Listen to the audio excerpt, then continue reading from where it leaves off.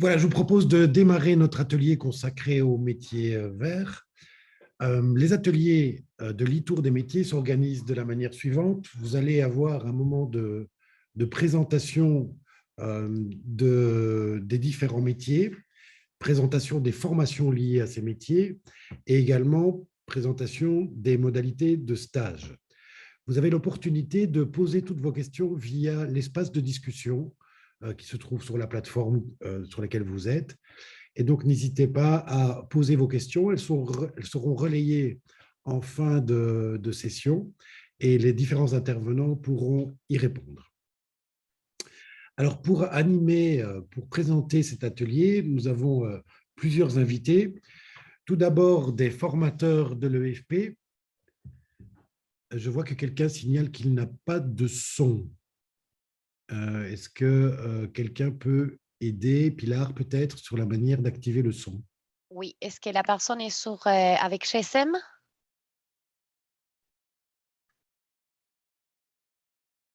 Monsieur Bourgeois, est-ce que vous utilisez un GSM? S'il n'a pas de son, il ne va pas t'entendre. Et donc, Ah, il mais peut oui. répondre dans le chat. Anne, tu peux peut-être lui mettre un petit mot dans le chat. Je suis en train de le faire. Je vais lui expliquer qu'il doit sortir et accepter l'appel Internet pour avoir les sons. Bien vu, Vincent. Merci. Voilà. Merci. Alors, donc, nos différents invités sont d'abord des formateurs de l'EFP. Et qui dit formateur à l'EFP dit professionnel en activité.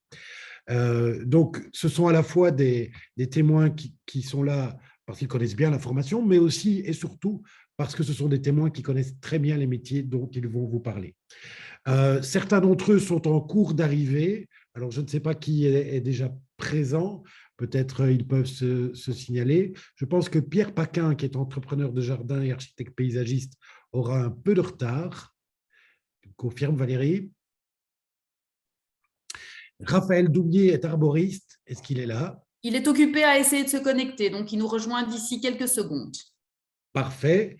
Et est-ce que Max Hurtaud, fleuriste, est là? Oui, présent. Ah, c'est parfait. Merci, monsieur Hurtaud.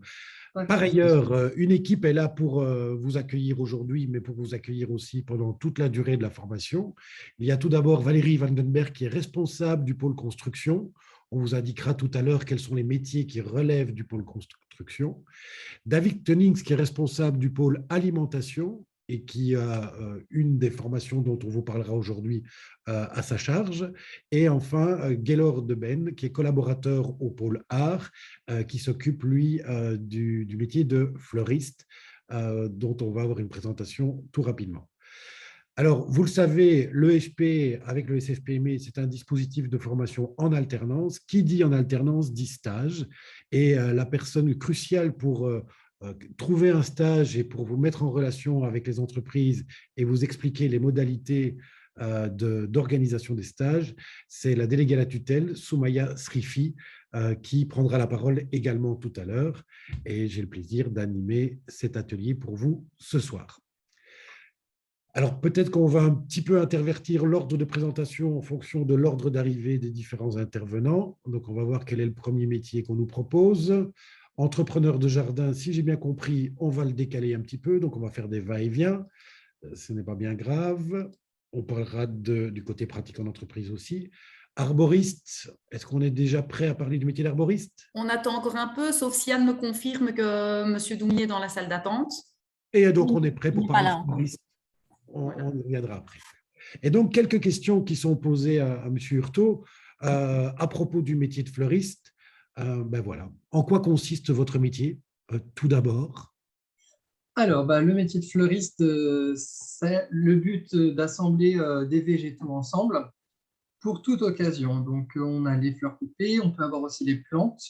On a maintenant la tendance des végétaux, des fleurs séchées, des fleurs stabilisées. Et le but, c'est de créer des ensembles harmonieux, commerciaux, pour pouvoir les vendre pour toute occasion, anniversaire, mariage, obsèques.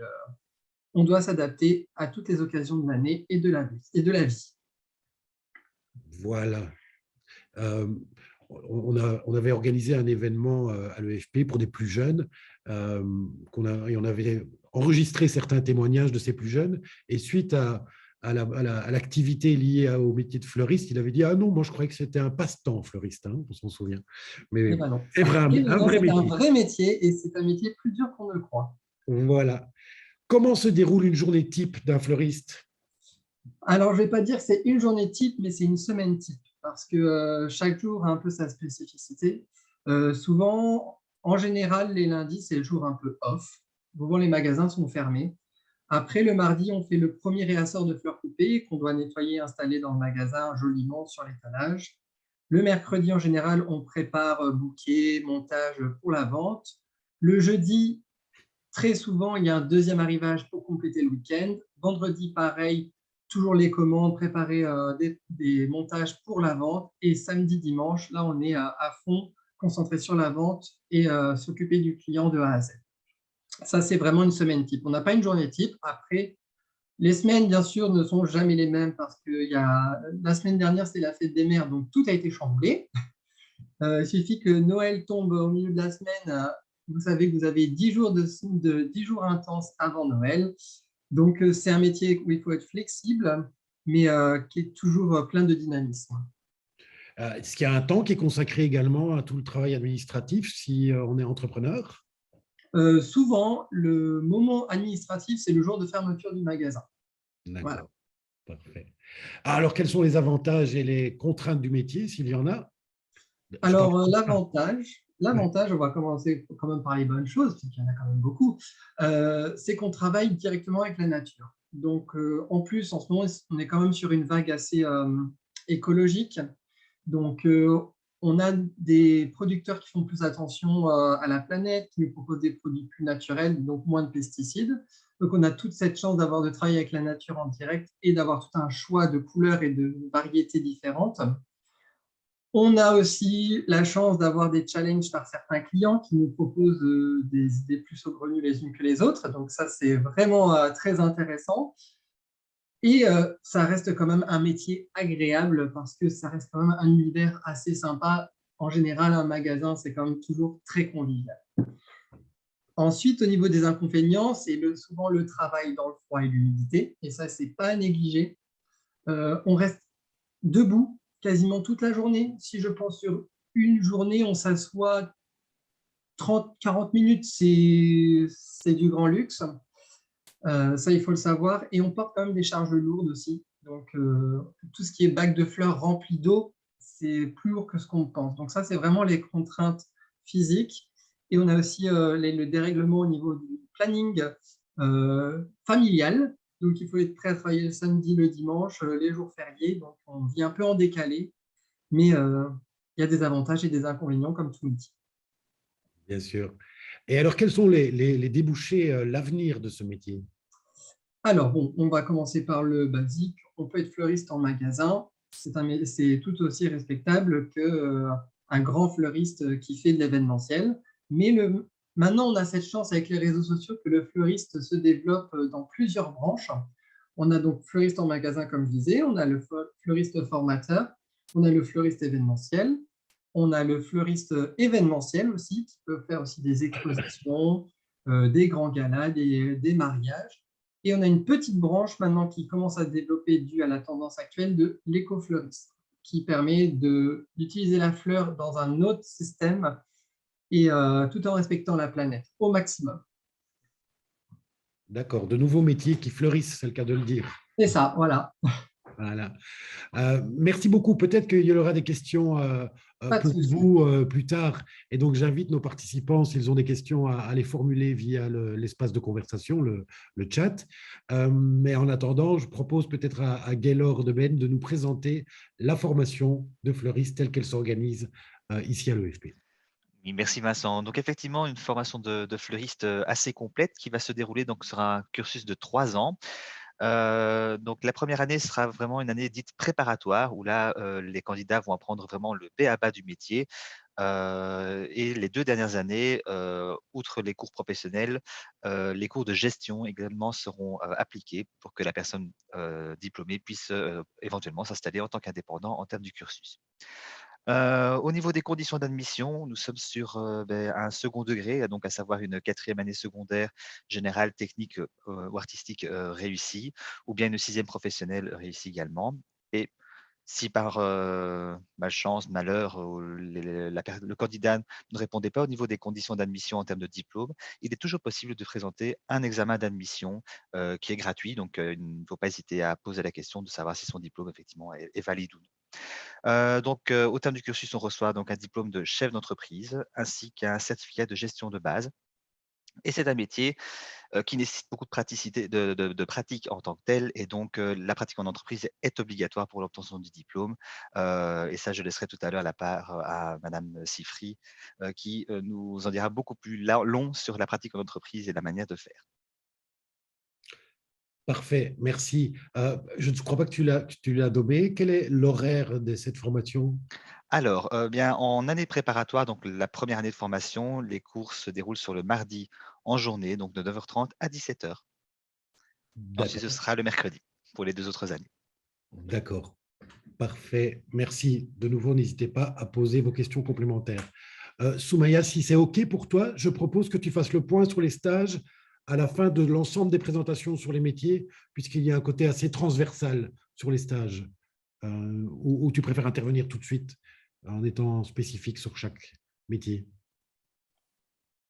C'est une très bonne idée. Voilà. J'interviendrai sur la fin, comme ça je donnerai toutes les infos qui sont les mêmes de manière générale pour tous les stages. Voilà, parfait. Ouais. Merci, Soumaya.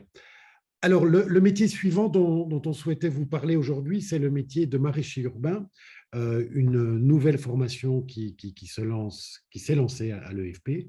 Et donc, pour ça, je vais passer la parole à David Cunnings, qui à la fois présentera le métier et présentera également le déroulé de la formation. Peut-être Bien. l'ordre des questions, David. Merci. Voilà, bonjour à tous. Donc, en quoi consiste le métier de maraîchage urbain?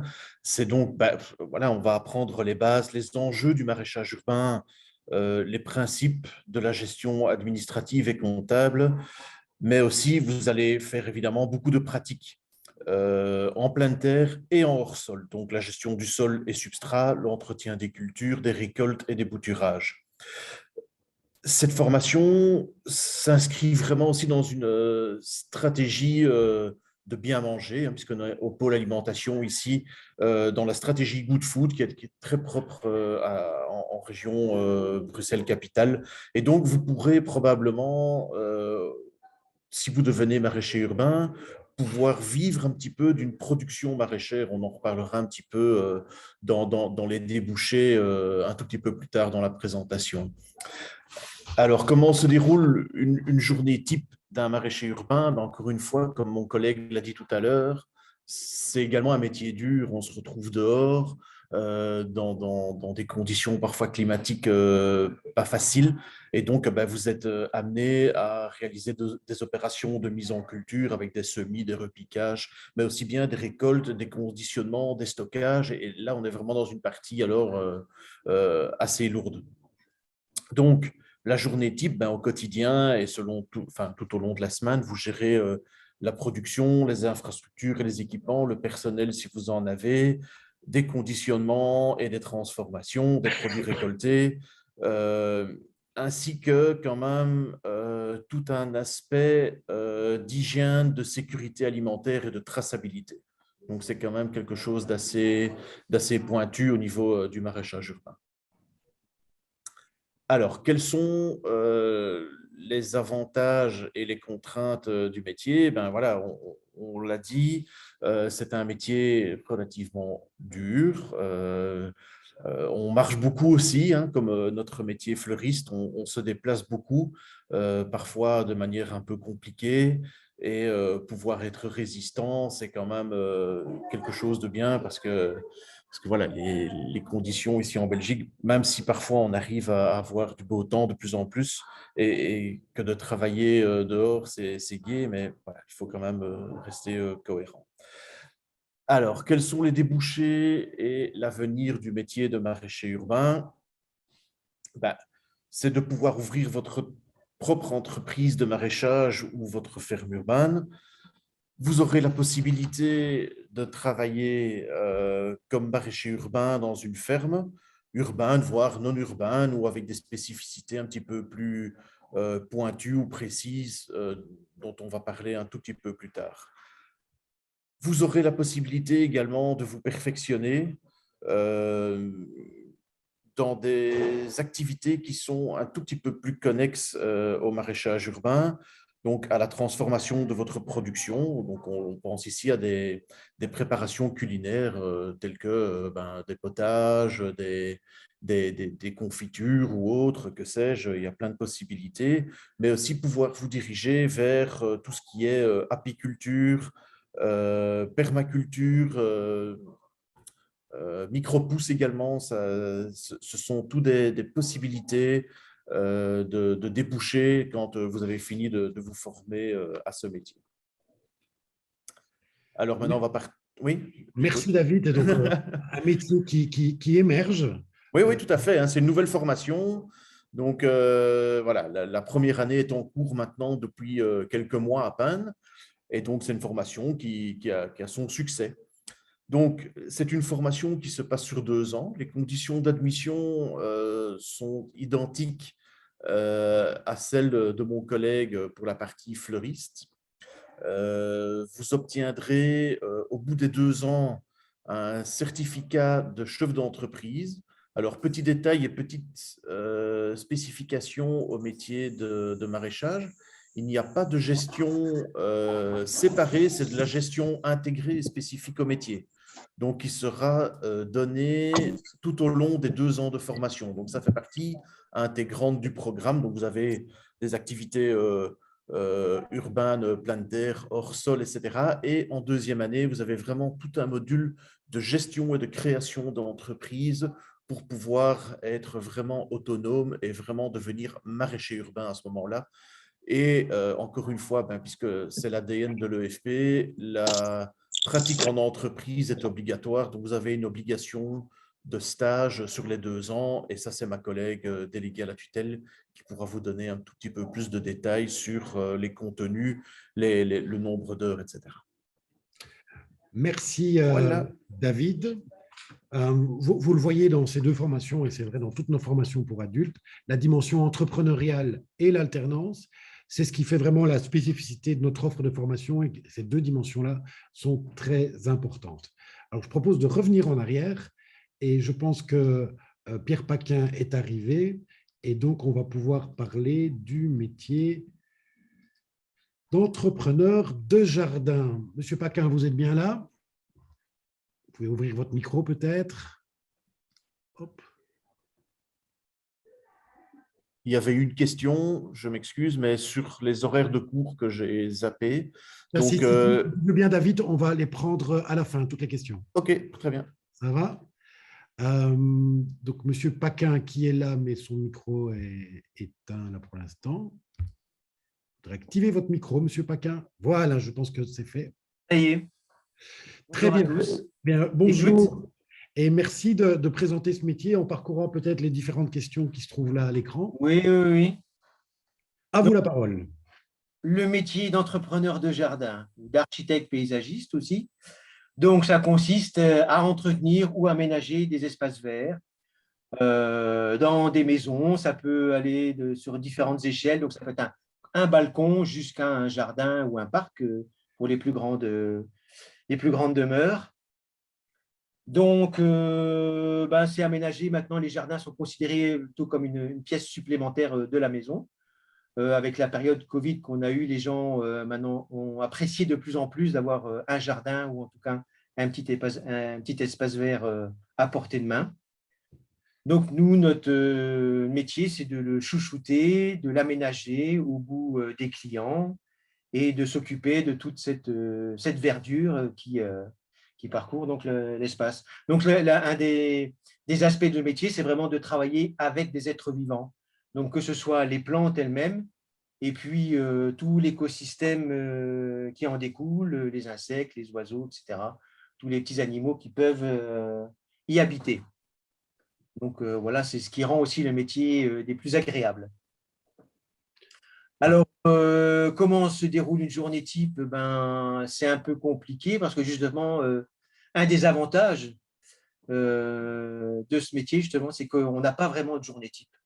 On dépend tellement de la météo, entre autres, des saisons, que les journées sont très différentes les unes des autres. C'est tout le charme du métier, justement, d'entrepreneur de jardin. Donc, si on devait se trouver une journée type, on pourrait avoir ça plutôt le vendredi, jeudi et vendredi, en fin de semaine, où on doit vraiment préparer les jardins pour le week-end, pour les clients. Donc, ça serait là plus axé sur l'entretien du jardin, voilà, la tonte, les tailles, etc., les petits aménagements, les plantations d'annuels, tout ça, pour vraiment avoir le jardin tip-top pour le week-end, hein, où les gens sont plus aptes à recevoir. Sinon, après, les jours eux-mêmes sont vraiment très variés d'une saison à l'autre, puisqu'on fait aussi bien des entretiens que des plantations, que de la construction aussi de jardins, d'aménagement. On va faire des terrasses, on va faire des allées, on peut installer des éclairages, on peut s'occuper de l'arrosage automatique. Maintenant, il y a tous ces aménagements aussi, des toitures végétalisées, des murs végétalisés, etc. On l'a vu comme on l'a fait à l'EFP, on peut aussi installer tout un système de phytoépuration, donc de traitement des eaux usées des différentes maisons. Donc ça va, on a une palette vraiment très très large d'activités. Voilà, c'est ce qui est vraiment le plus intéressant. Et donc, à la question numéro 3 pour les avantages, c'est vraiment pour moi l'avantage premier, c'est qu'on c'est très très varié. On est aussi bien jardinier qu'un petit peu menuisier, qu'un petit peu électricien. Voilà, on touche un petit peu à tout. On fait un peu de maçonnerie aussi, si c'est l'aménagement de la pose de bordure ou l'aménagement de terrasses en pierre ou en pavé béton. Voilà. En un mot, on se lève à quelle heure le matin? On se lève à quelle heure le matin? Le plus tôt possible. C'est-à-dire? Moi, je me lève tous les jours avant 6 heures. Ouais. Voilà. Voilà, pour profiter vraiment des journées. C'est un métier vraiment où on est très, très dépendant de la nature elle-même, donc de la météo et des saisons. Donc, les journées longues, on va travailler un peu plus longuement et on aura une période de repos voilà. plutôt pendant l'automne et l'hiver. On suit vraiment les saisons, on colle au plus près de la nature et des rythmes de la nature. D'accord. Les débouchés, on les a un peu évoqués, mais l'avenir du métier? Eh bien, écoutez, moi, je ne connais pas de jardinier inactif. Du travail, il y en a plein. Vous pouvez demander à tous les indépendants jardiniers, ils se cachent, hein, plutôt que de… On ne peut pas dire qu'on court après le travail, c'est plutôt le travail qui court après nous. Ça, c'est une bonne nouvelle. Il y a un boulot dingue à effectuer dans beaucoup de domaines. Mais voilà, les jardins rentrent vraiment dans notre mode de vie de plein pied maintenant et on va demander des jardiniers, des architectes de jardin de plus en plus. Merci beaucoup, Monsieur Paquin. Je propose de passer la parole à Valérie Vandenberg pour la présentation de la formation. Oui, donc bonjour à tous. Alors, pour notre formation entrepreneur de jardin, donc on a 2 filières possibles à l'EFP. La formation jeune, donc la formation apprentissage, ainsi que la formation adulte chef d'entreprise. Alors, pour chacune de ces formations, donc la formation a une durée de 3 ans. Pour pouvoir être apprenti à l'EFP, il faut avoir au minimum 15 ans. Et au terme des 3 années, vous obtenez votre diplôme d'apprentissage. Donc, les cours sont vraiment basés sur la pratique métier, mais vous avez également des cours généraux qui sont donnés pour les apprentis, donc des cours de français, de maths, etc. Et la pratique en entreprise est obligatoire. Donc, le jour de cours pour les apprentis est le mardi, aussi bien en première qu'en deuxième et qu'en troisième année. Alors, en ce qui concerne la formation adulte, donc c'est une formation également de 3 ans. Pour pouvoir y accéder, il faut avoir au minimum le certificat d'enseignement secondaire inférieur ou le 2e degré d'humanité. Mais évidemment, si vous n'avez pas ce titre-là en votre possession, vous avez également la possibilité, comme pour les fleuristes et pour d'autres métiers, de passer un examen d'admission. Au terme de la formation chef d'entreprise, vous obtiendrez donc votre diplôme de chef d'entreprise et pourrez vous installer comme indépendant. Et la pratique en entreprise est également obligatoire pour ce métier. Alors, au niveau des horaires de cours, donc pour les cours métiers, donc ce sont des cours qui sont donnés exclusivement en journée. Donc, en première année, c'est le jeudi. En deuxième et en troisième année, ce sera probablement le mercredi. Et alors, à ça s'ajoutent en deuxième et en troisième année des cours de gestion qui sont des cours du soir, mais il y a toujours possibilité également de faire la formation de gestion en journée si cela ne vous convient pas en soirée. Parfait, voilà qui est clair, net et précis. Et on va passer à la formation d'arboriste. Est-ce que le formateur est arrivé? Oui, je suis là. Ah, magnifique. Merci de prendre la parole et de nous présenter ce métier d'arboriste en répondant aux questions que tout le monde lit. Hein. Oui, voilà. Donc, en quoi consiste le métier d'arboriste grimpeur? Mais le métier d'arboriste grimpeur, c'est avant tout conserver le patrimoine arboricole dans les milieux urbains. Donc, on envisage l'arbre pas comme une valeur financière, comme peut le faire le bûcheron ou d'autres intervenants autour de l'arbre. Nous, notre objectif, c'est d'accompagner l'arbre durant tous ces différents cycles de vie.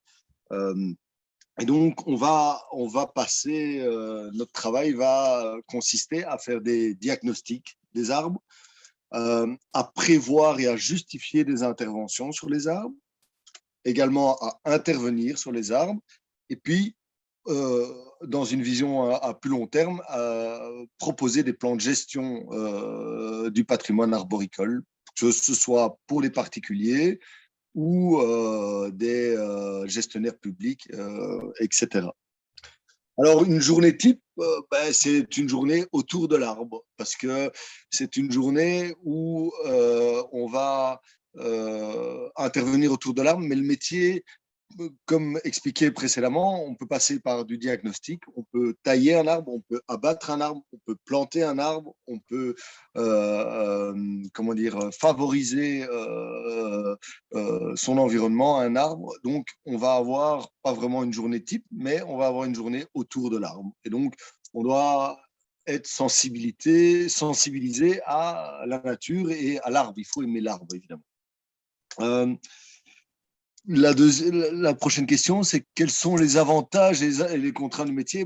Les avantages et les contraintes, ça se rapproche un petit peu du métier de maraîcher ou également de jardinier. Il va falloir travailler par tout temps. En plus de peut-être du métier de jardinier et de maraîcher, il faut avoir une bonne condition physique et la carrière est un peu plus bref, on va dire, où il faut envisager la rentabilité un peu moindre au fur et à mesure des années. Il faut concevoir peut-être le travail autrement, puisque grimper à 60 ans, c'est moins vif qu'à 20 ans, on va dire. Donc voilà, donc il y a dans cette contrainte de pénibilité physique, il y a cette réflexion à avoir de reconversion à un moment donné au niveau du métier, que ce soit dans l'expansion de son entreprise et avoir des gens qui travaillent, ou simplement se reconvertir et faire pourquoi pas une autre formation au sein de l'ESP pour faire une transition. Les avantages, c'est le délire d'être dans les arbres en hauteur, à l'extérieur, dans un environnement qui est changeant au quotidien.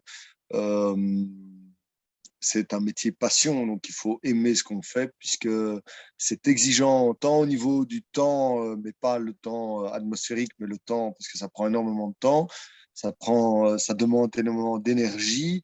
Et donc, il faut vraiment aimer ce qu'on fait. Au niveau des débouchés, ça se relie un petit peu à ce que j'ai dit précédemment. Comme la carrière peut être courte, parce que le métier est pénible ou parce qu'on peut avoir des incidents physiques à un moment donné, il y a de la place pour tout le monde. À ce niveau-là, d'autant plus qu'avec le réchauffement climatique et la mondialisation, on a de plus en plus de maladies sur les arbres et les arbres souffrent du réchauffement climatique, fait qu'on a de plus en plus d'interventions à faire sur les arbres. Et donc, au niveau des débouchés, je pense qu'il y aura du travail pour tout le monde. Merci, Monsieur Daumier, pour ces paroles à la fois enthousiasmantes, mais réalistes aussi, entre autres sur un moment où peut-être une reconversion est nécessaire par rapport à ce métier. Bien passionnant. Je propose de passer la parole à Valérie Vandenberg qui va vous présenter maintenant le déroulé de la formation. Oui, donc pour la formation arboriste, donc c'est une formation chef d'entreprise qui se déroule donc sur 2 années. Les conditions d'admission sont également le certificat d'enseignement secondaire inférieur ou le certificat du second degré. Aussi, possibilité de présenter un test d'admission pour les personnes qui n'auraient pas les titres requis. Attention, pour pouvoir vous inscrire à la formation d'arboriste, il y a une séance d'information qui est obligatoire, qui sera disponible très prochainement sur notre site internet. Et il y a également un test de grimpe qui sera réalisé avant l'entrée en formation. Le diplôme que vous obtenez au terme de ces 2 années est également un diplôme de chef d'entreprise et la pratique en entreprise est obligatoire. En ce qui concerne donc les cours, donc vous vous doutez bien que pour tout ce qui est pratique, ce sont des cours qui sont donnés en journée, puisqu'il y a des cours de grimpe, etc. Il y a également des cours de gestion qui, eux, sont donnés en soirée. Donc là, maintenant, je pense qu'il est peut-être temps de passer la parole à Soumaya, qui va peut-être faire une petite info concernant la pratique en entreprise. D'autant qu'on est avec 4 métiers là où la pratique est obligatoire. Ça veut dire que pour pouvoir valider une année et présenter les examens, vous devez avoir la pratique. Alors je dis vous devez, c'est un devoir plutôt positif parce que la formation en alternance, c'est vraiment avoir l'occasion d'entrer en contact avec des formateurs qui sont des professionnels en activité, c'est entrer en contact avec l'entreprise et donc c'est développer des savoirs faire et des savoir-être aussi, y compris la dynamique entrepreneuriale. Et donc, vraiment, la dimension stage, non seulement elle est obligatoire, mais elle est également particulièrement pertinente sur le plan pédagogique. Et donc, je cède avec grand plaisir la parole à Soumaya. Je vous remercie. Mais donc oui, je confirme que l'alternance est bien une méthode pédagogique en 2 temps et 2 lieux. Donc, c'est vraiment apprendre en travaillant, donc avec la formation technique et théorique au centre de formation et avec une formation pratique en entreprise, qui est régie par un contrat d'alternance ou une convention de stage, plutôt pour la formation chef d'entreprise, qui est un stage rémunéré, c'est-à-dire que le patron formateur paiera une allocation de stage à l'apprenant durant toute sa formation, avec un barème qui varie en fonction de l'année dans laquelle est inscrit l'apprenant. Alors, la convention de stage ou le contrat d'alternance, c'est une convention qui est tripartite, qui est signée entre l'apprenant, l'entreprise et le délégué à tutelle. Qu'est-ce que le rôle du délégué à tutelle? Le délégué à tutelle est le référent entre l'apprenant, le patron formateur et le centre de formation, et ici en l'occurrence l'EFP. Le délégué à tutelle est la personne qui encadre et qui accompagne l'apprenant tout au long de sa formation. C'est la personne aussi qui aide l'apprenant dans sa recherche de stage pour la partie pratique. Il est important de savoir aussi que l'horaire est un horaire de 38 heures semaine, donc c'est-à-dire que le stagiaire ou l'apprenti sera occupé en entreprise à raison de 38 heures semaine, y compris les heures de... Alors, j'invite toute personne intéressée par l'une ou l'autre formation à s'inscrire. Et après l'inscription, ou avant même, pour avoir des informations, à venir rencontrer son délégué à tutelle. Toutes les informations seront certainement reprises ici à la fin de la présentation ou se trouveront sur le site internet. Donc, sachez qu'il y a des permanences qui sont prévues par délégué à tutelle. Et donc, je vous invite vivement à venir nous rencontrer. On se fera un plaisir de répondre à toutes vos questions. Et donc, voilà, sachez que le délégué à tutelle est vraiment à disposition pour toute information ou renseignement complémentaire. Merci beaucoup, Madame Frifri. Et par ailleurs, je peux vous annoncer d'ores et déjà que si vous avez raté certains épisodes de la séance qu'on est en train de vivre, elle sera disponible en replay, pour parler bon français, dans quelques heures. Vous avez la possibilité également de nous rencontrer, de rencontrer les différents intervenants d'aujourd'hui et d'autres encore lors de notre journée porte ouverte en présentiel qui aura lieu dans exactement 2 jours, 16 minutes, non, 2 jours, 16 heures et 20 minutes. C'est-à-dire dimanche à partir de 10 heures et jusqu'à 17 heures. C'est une occasion de poser vos questions encore plus directement et de découvrir nos infrastructures. Vous avez également le site web de l'EFP où vous avez une série d'informations, dont des fiches métiers qui détaillent à la fois la question des débouchés, de l'organisation de la formation et qui relaient également l'information pour prendre contact avec les délégués à la tutelle. Et si vous avez encore des questions, n'hésitez pas à nous envoyer un courriel à l'adresse info@efp.be. Voici le temps maintenant des questions qui ont été posées via le chat et je propose donc à Anne Lannoy, qui est également du pôle construction, de relayer les questions les plus importantes.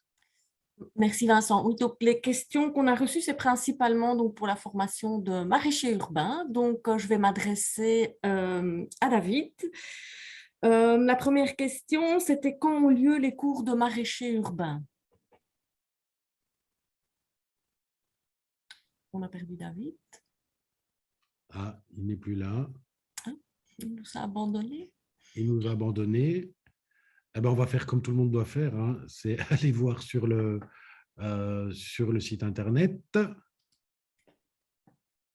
C'est vrai que toutes les questions concernaient vraiment cette formation de maraîcher urbain. On nous demandait comment on peut se préparer à cette formation, quels sont les débouchés. Bon, ça a été expliqué, mais je pense qu'on voulait plus d'éclaircissement et la viabilité économique. Alors, je vais répondre à la question des débouchés et à la question de la viabilité, de la certification.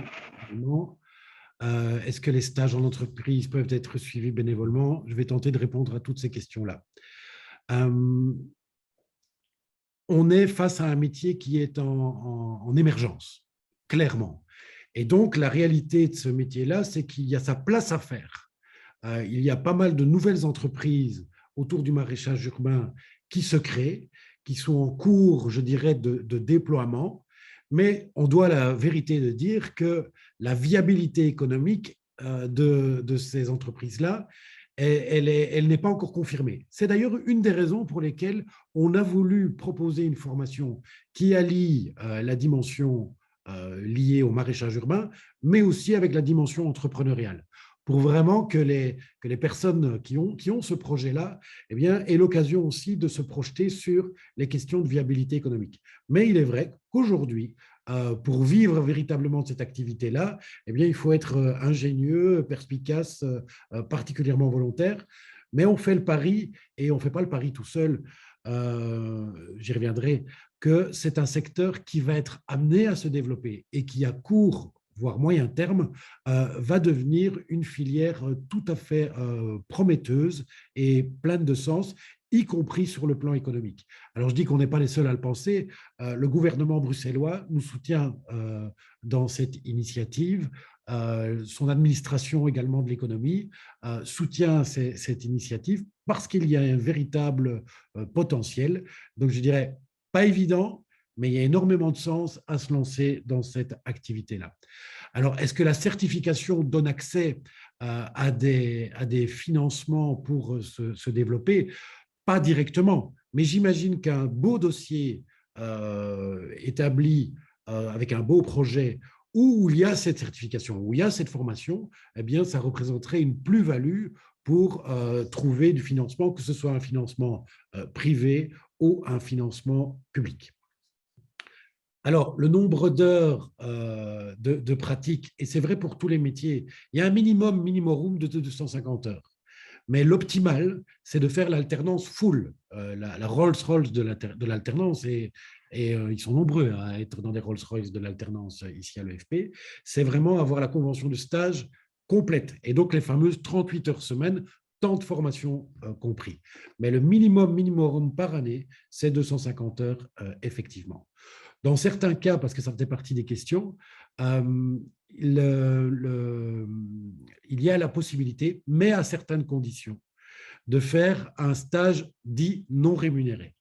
On n'entre pas dans les détails aujourd'hui par rapport à cette possibilité-là, mais si vous n'arrivez pas à décolleter un stage rémunéré, eh bien, il y a cette possibilité-là, mais cette possibilité-là, on ne l'ouvre qu'à partir du moment où la possibilité d'avoir un stage rémunéré n'a pas pu être activée. Donc, c'est plus tard. Il faut avoir fait des essais pour avoir une entreprise partenaire formatrice. Donc voilà. Mais n'hésitez pas à venir dimanche pour poser de manière plus approfondie ces questions-là. Anne? Oui, donc il y a une autre question pour Pierre ou Raphaël. Donc on nous demande si le métier d'entrepreneur de jardin ou arboriste est accessible aux femmes, s'ouvre-t-il aux femmes? Donc, je ne sais pas qui de Raphaël ou Pierre ou les deux peuvent répondre. Oui, hein, bien évidemment. On a encore, je pense, une fille cette année en première année. Donc, on a déjà eu précédemment plusieurs femmes qui ont participé à la formation. Donc, la formation est ouverte aux deux sexes. Oui, tout à fait.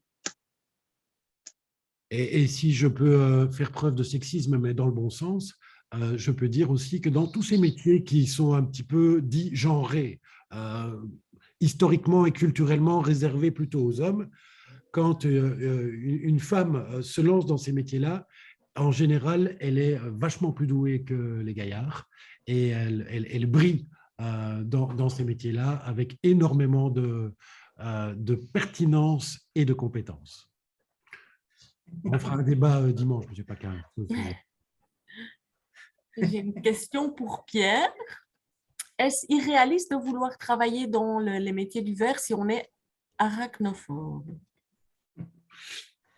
En général, arachnophobe, on n'aime pas non plus tout ce qui est insectes qui traînent. Oui, il faut se faire soigner avant. Ouais.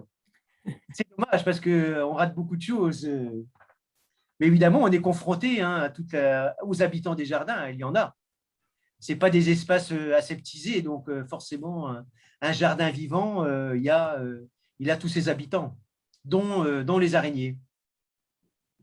Mais ça se passe très bien. Hein. On se respecte l'un l'autre et il n'y a pas de problème. Hein. Merci Pierre. C'est un bon moyen de se soigner, même les jardins, je pense, pour des arachnophobes. Oui, et puis comme on dit, hein, les petites bêtes ne mangent pas les grandes. Hein. Non, en général, non. Anne, encore d'autres questions? Non, mais c'était encore une question, oui, pour les maraîchers urbains. Monsieur a suivi une formation en agriculture urbaine et il souhaite savoir si on peut la compléter par des aspects en gestion, enfin par la gestion d'entreprise. Peut-on suivre la formation en ayant un métier?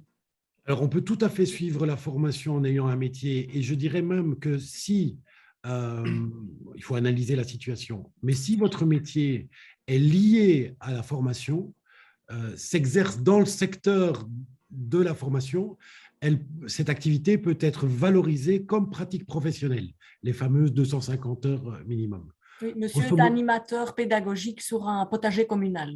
Donc, ce n'est pas une réponse définitive que je donne ici, mais donc avec le pôle, vous pourriez analyser cette situation-ci et il est possible que cette activité professionnelle soit valorisable comme pratique professionnelle dans ce cadre-ci. Ceci dit, il y a encore d'autres possibilités dont on peut vous parler, c'est des formations en gestion pure. Et donc, il y a 3 possibilités par rapport à ça, et je vous invite à aller voir l'atelier consacré à la gestion ou venir nous rendre visite dimanche. Il y a une formation accélérée en gestion. Il y a une formation à la gestion, je dirais, longue, d'1 an. Et puis, il y a une formation qui s'appelle gestion de petites entreprises, qui est assez complète, qui recouvre l'ensemble des compétences liées à la gestion qui répondent à des obligations légales pour s'installer comme indépendants, mais qui sont encore renforcées par une dimension de gestion du personnel, tout particulièrement, et d'autres aspects liés à l'entrepreneuriat. Donc voilà, donc n'hésitez pas à venir nous rencontrer dimanche pour que peut-être on approfondisse la réflexion sur votre projet. Donc, pour la question de savoir quand avaient lieu les cours de maraîcher urbain, donc j'ai vérifié, c'est le lundi et mardi de 14h à 21h30. Par contre, on nous pose la même question pour les arboristes. Donc peut-être, Raphaël, tu pourrais un peu expliquer comment ça se passe au niveau des cours, parce qu'il n'y a pas de jour fixe. En général, c'est 2 jours en extérieur, mais... Alors oui, c'est complètement aléatoire, on va dire. C'est pas très fixe, effectivement. On aime bien travailler, en tout cas en début d'année, par module. Donc, il nous arrive de faire 1 ou 2 jours en continu au départ pour essayer de donner aux candidats le maximum d'informations avant d'être lâchés en entreprise. Et puis, il y a des cours qui sont répartis au fur et à mesure, mais comme disait Valérie, on préconise, en tout cas dans notre formation, les cours en cours du jour, que ce soit évidemment pour les cours pratiques, mais pour les cours théoriques aussi, bien que certains intervenants donnent ça en cours du soir également. C'est réparti au long de l'année, mais il arrive à des périodes un petit peu en suivant le cycle des arbres aussi. Il y a des périodes où on a plus de cours et d'autres moins, mais ça permet aux candidats d'assimiler la matière et de nous revenir en ayant une fois assimilé la matière avec d'autres questions et de réfléchir sur la matière et d'aborder la matière en fonction. Merci, Raphaël. Voilà, donc si je peux simplement compléter, effectivement, les horaires sont fournis en début d'année et donc il n'y a pas un jour fixe, mais dès le début d'année, vous avez vos horaires qui sont établis jusqu'à la fin de l'année. Donc, vous savez exactement quand vous devez vous libérer pour venir au cours. C'est juste. Merci. Parfait. Je pense qu'on a fait… ah oui, quand commence la formation de maraîchage urbain? Jeudi. Ah oui,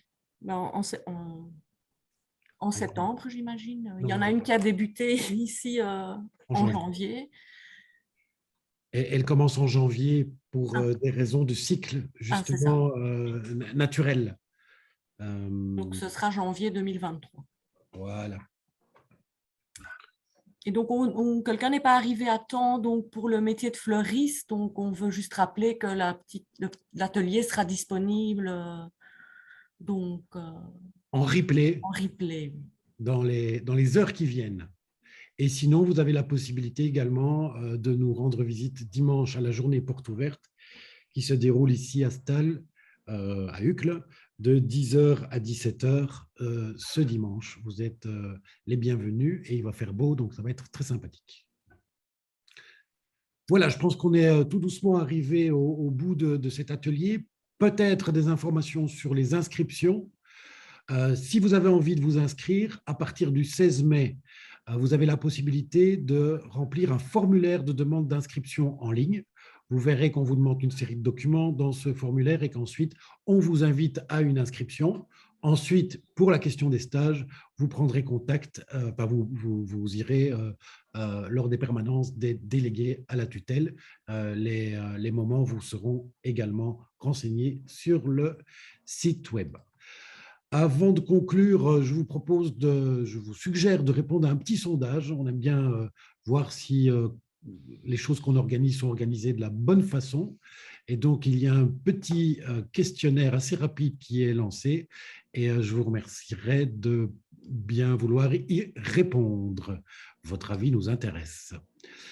Ce qui me laisse pendant le temps où vous complétez le questionnaire l'occasion de remercier Monsieur Hurtaud, Monsieur Doumier, Monsieur Paquin, nos formateurs qui, je pense, vous ont montré à la fois leur passion mais aussi leur bonne connaissance de la réalité de ces métiers. Remercier Anne Laloy, Valérie Vandenberg, Gaylor Deban, David Koenings et Madame Srifi pour toutes les informations qu'elles qu'ils vous ont apporté et qu'ils vous apporteront encore ce dimanche lors de notre journée porte ouverte. Je crois que je l'ai dit 14 fois, journée porte ouverte. C'est à partir de ce moment-là qu'on me donne un bonbon. Je vous remercie à tous et toutes d'avoir participé à ces petits tours de métier et j'espère qu'on aura répondu à un maximum de vos questions et que vous nous rejoindrez si passe dimanche lors de la rentrée prochaine. Merci à vous et bonne soirée. Merci, au revoir. Merci à tous, bonne soirée. Au revoir. Au revoir, merci. Bonne soirée.